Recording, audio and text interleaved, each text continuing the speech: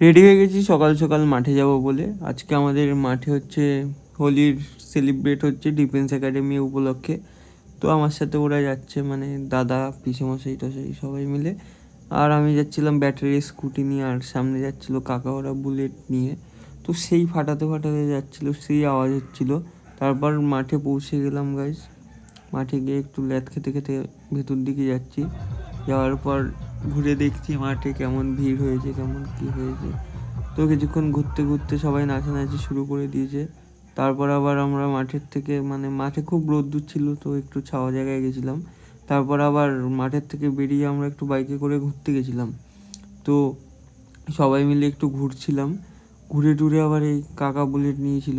তাহিরপুর স্টেশনের সামনে, মানে পুলিশ স্টেশনের সামনে খুব আওয়াজ করছিল, মানে ক্লাচ চেপে এক্সজস্ট ফাটাচ্ছিল।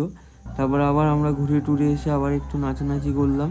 করার পর মানে কি বলবো গাইস, হোলির দিন বুঝতেই পারছো তোমরা সবাই, নাচানাচি তো হবে।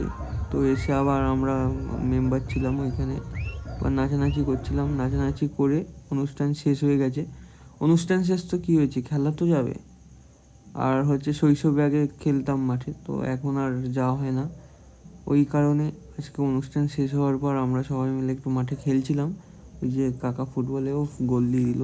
আর এদিকে অনুষ্ঠান শেষ হয়ে গেছে, তো সবাই সবার বাড়ির দিকে যাচ্ছে। আমাদের মতো তো আর সবাই না, আমাদের বাড়ির কাছে, তাই আমরা একটু ফুটবল টুটবল খেলছিলাম। আর গরমে খুব ক্লান্ত হয়ে গেছিলাম।